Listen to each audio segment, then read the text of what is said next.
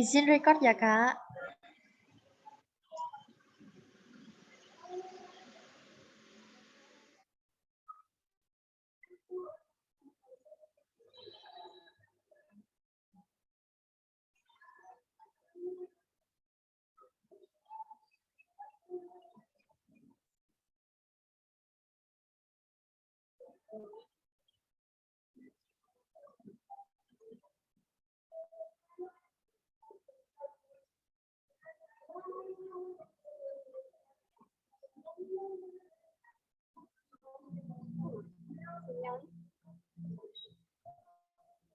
Apa nih gangguan sinyal ya? Udah ya.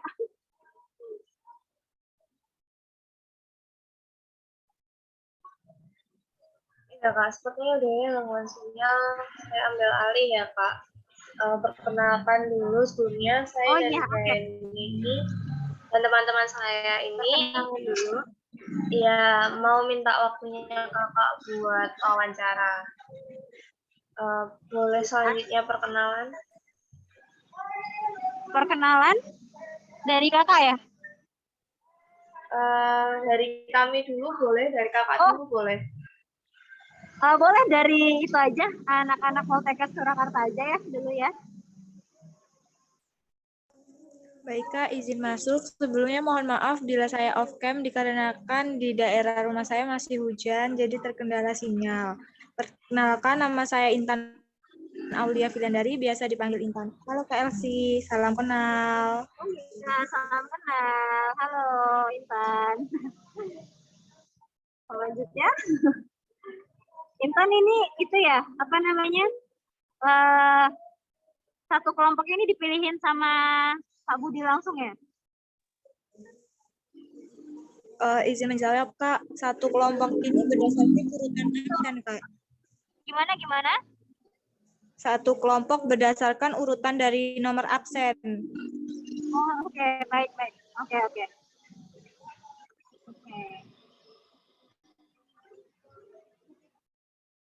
Selanjutnya.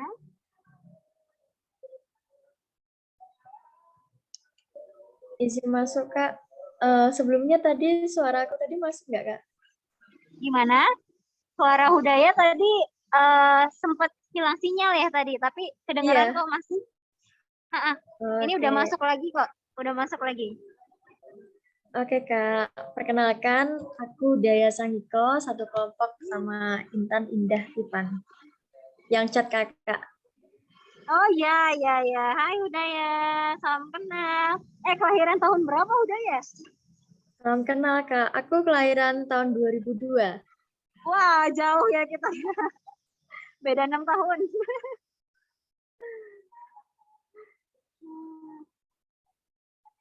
Selanjutnya ada siapa lagi Hudaya? Jadi tadi Indah, ini Hudaya.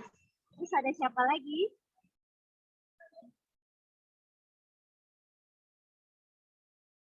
Halo Kak, selamat malam sebelumnya. Iya, halo. Perkenalkan, aku Ivan Adriansyah. Aku juga satu kelompok sama Udaya, sama teman-teman juga ini. Oh iya, halo, salam kenal Ivan.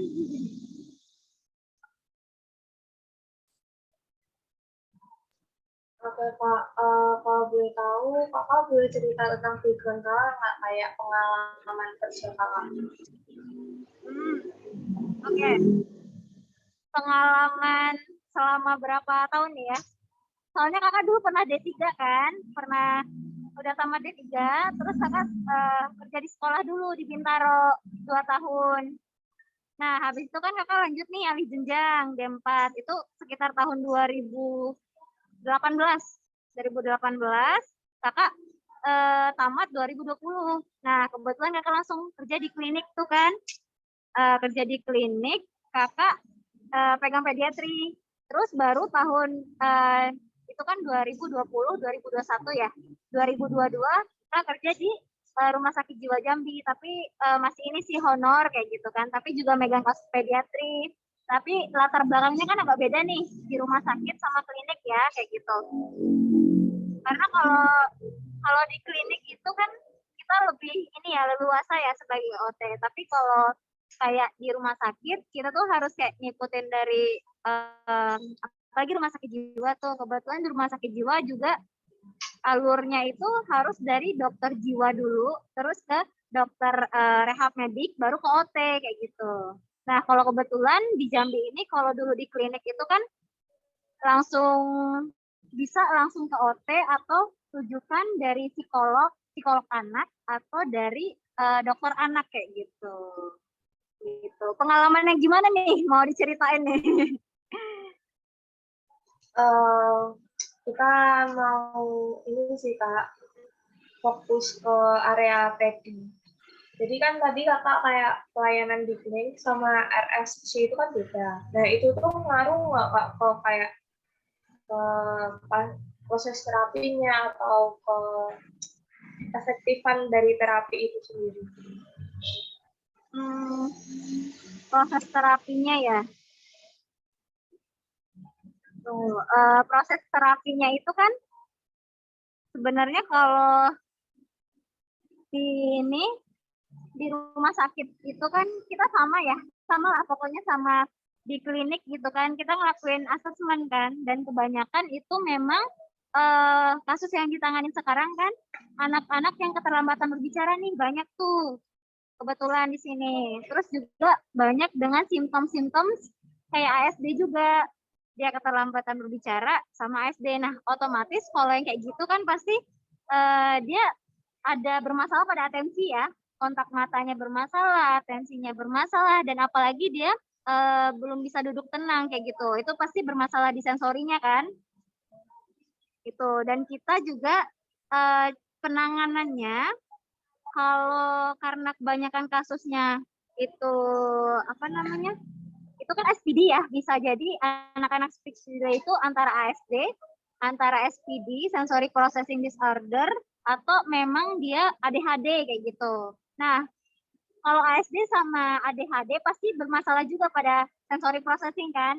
Nah, di situ kita juga kasih assessment tentang gimana sih sensori anak ini gitu. Entah dia bermasalah pada proprioseptifnya, entah itu bermasalah pada vestibularnya.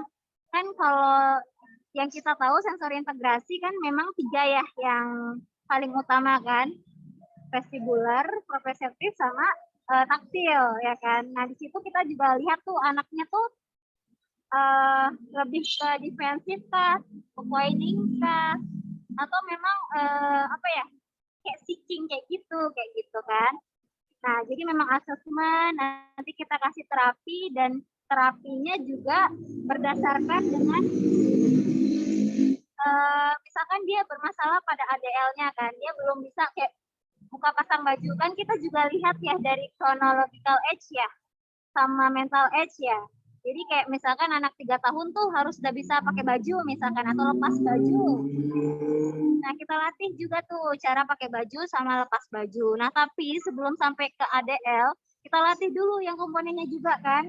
Sebenarnya kita ada 2 kan, bisa ngelatih langsung ke ADL-nya, tapi ada yang kedua, misalkan kita dari komponennya dulu, misalkan atensinya dulu diperbaikin dengan cara play-nya kan, play terapinya dibanyakin. Atau kalau yang udah kita pelajarin kan ada enabling, agentif kayak gitu kan. Nah, nantinya dengan goal misalkan dia bisa berbicara atau bisa duduk tenang atau bisa memakai baju atau bisa makan sendiri kayak gitu. Nah, nanti kalau udah kita terapi pun di rumah sakit juga ada dievaluasi nih sama dokter rehab mediknya kayak gitu. Nanti dokter rehab mediknya juga bisa bilang entah itu 2 kali pertemuan atau 3 kali pertemuan lagi dalam sebulan atau 3 bulan gitu kan. Kalau dievaluasi ya kayak gitu. Kalau untuk evaluasi kan paling cepat memang 1 bulan, tapi biasa dia rest itu 3 bulan kayak gitu. Panjang ya? Ada yang mau ditanyakan lagi pertanyaan selanjutnya? Izin masuk ya Kak, mau tanya kan tadi kayak kondisinya itu kan beda-beda dan pelayanannya kan sesuai dengan kondisi pasien yang saya nangkep dari yang Kakak omongin tadi. Nah, dalam memberikan layanan ke pasien khususnya area pediatri itu dalam memberikan layanan okupasi ke pasien pediatri Biasanya kakak ada hambatan gitu nggak kak? Biasanya kalau faktor-faktor penghambatnya itu apa? Oh, oke. Kalau untuk faktor penghambat itu sebenarnya kita bisa lihat dari internal sama eksternal gitu kan. Penghambat bisa jadi eksternal, kayak faktornya kita banyak bisa lihat tuh, entah dari faktor pasien, entah dari faktor sistem, atau kalau itu yang eksternal ya. Kalau internalnya sendiri bisa dari faktor apa ya? Misalkan memang ada hambatan ketika libur, misalkan kayak gitu. Tapi kebanyakan sih kalau di rumah sakit jiwa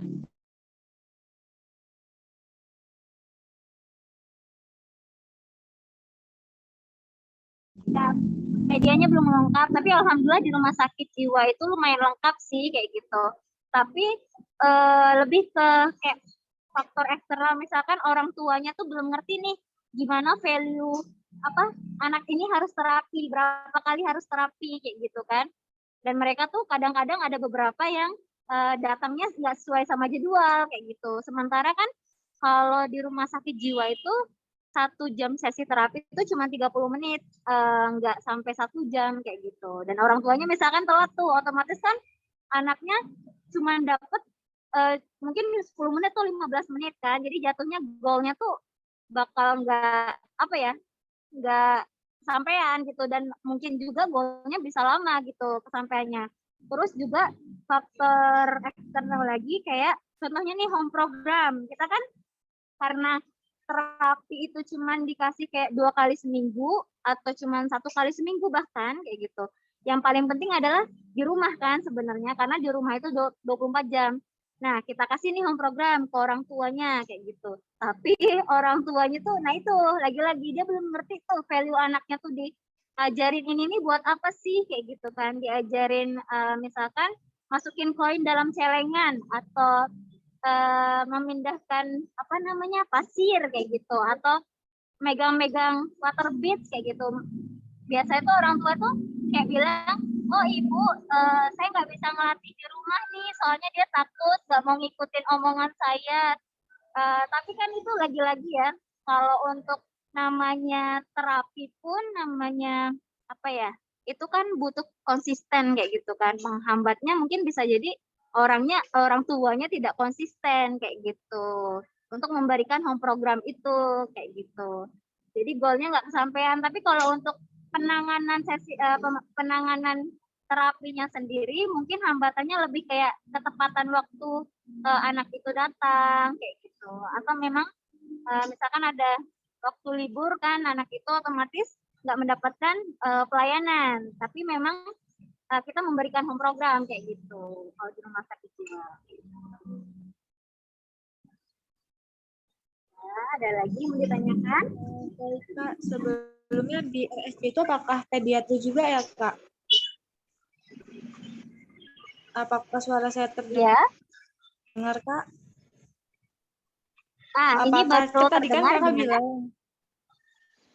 tadi kan Kakak ada bilang kalau di RSJ. Nah, di RSJ itu apakah ada pediatrinya?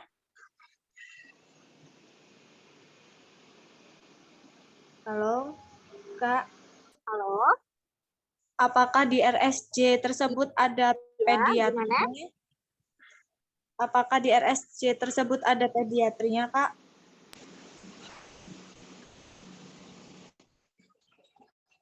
Halo?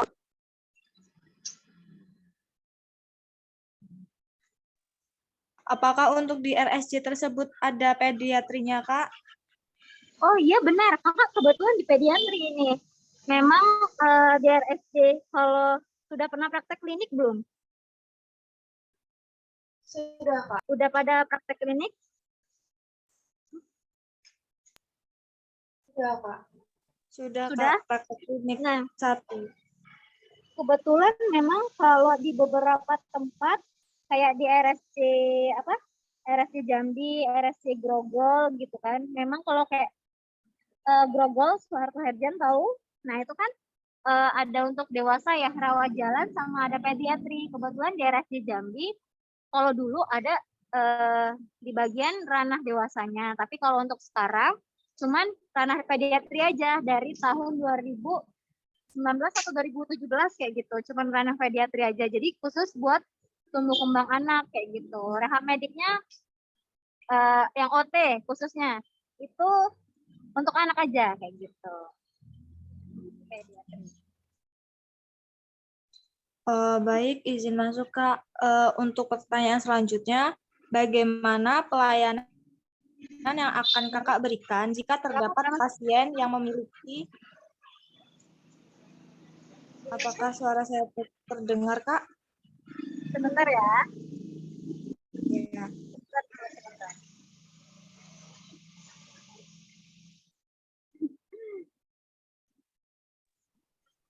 Gimana apa Kak? Sudah pertanyaannya? Bisa baik. diulangin lagi?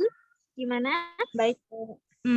Bagaimana pelayanan yang akan Kakak berikan jika terdapat pasien yang memiliki perbedaan suku? Misalkan suku Sumatera dengan suku Jawa itu kan berbeda ya Kak, cara ngomongnya, cara bahasanya. Biasanya suku Sumatera dengan suku Jawa. Sumatera dengan? Ya. Suku Jawa, perbedaan suku. Sumatera itu kan suaranya keras, nadanya nada tinggi. Terus kalau suku Jawa itu lemah lembut.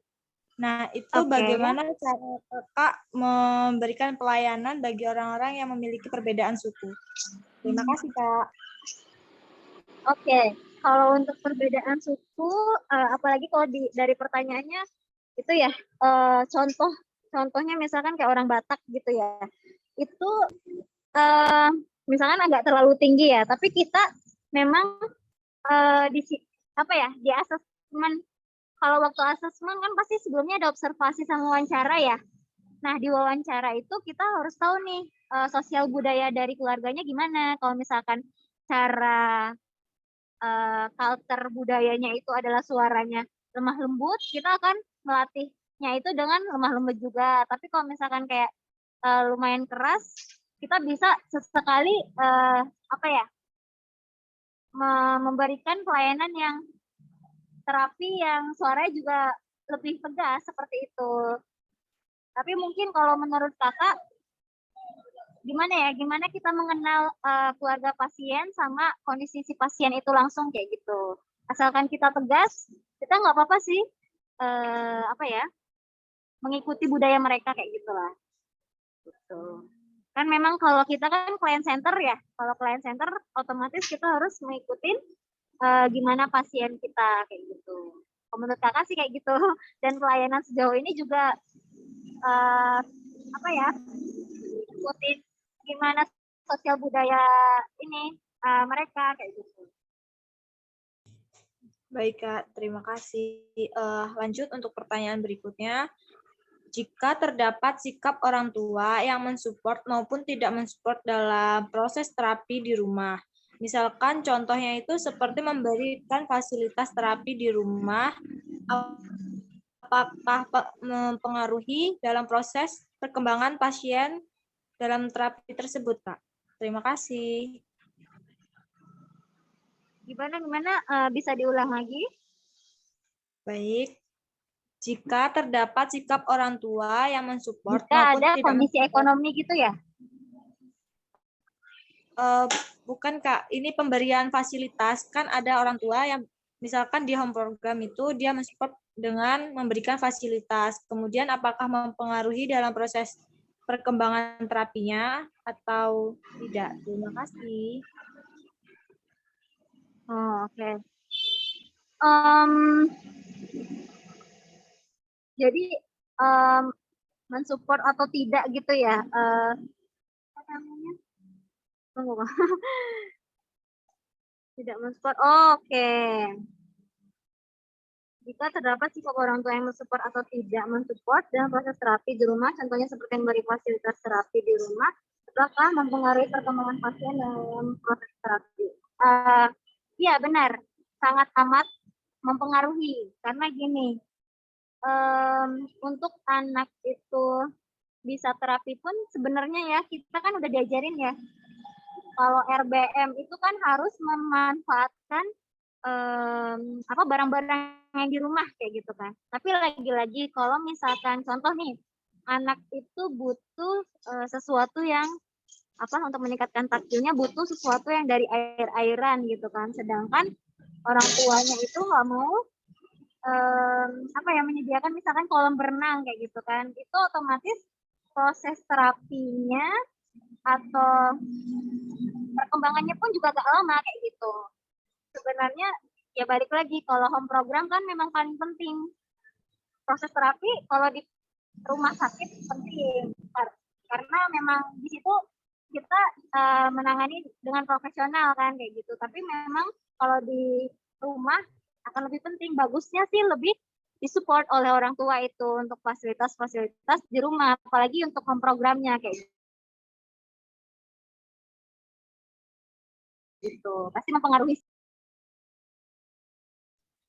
Baik, Kak. Terima kasih atas jawabannya. Mungkin untuk pertanyaan selanjutnya akan dilanjutkan oleh teman-teman saya. Sebelumnya boleh minta waktu bentar nggak? Postpone bentar nih. Boleh? Halo? Boleh, Kak. Boleh dijeda dulu, soalnya kakak mau jalan ke rumah sebentar. Nanti kakak hubungin lagi ya. Untuk pertanyaan ke-6 sama 10 ya? Sampai 10 ya? Iya, Kak. Oke? Silakan, Nggak apa-apa Kak. ya? Iya, nggak apa-apa.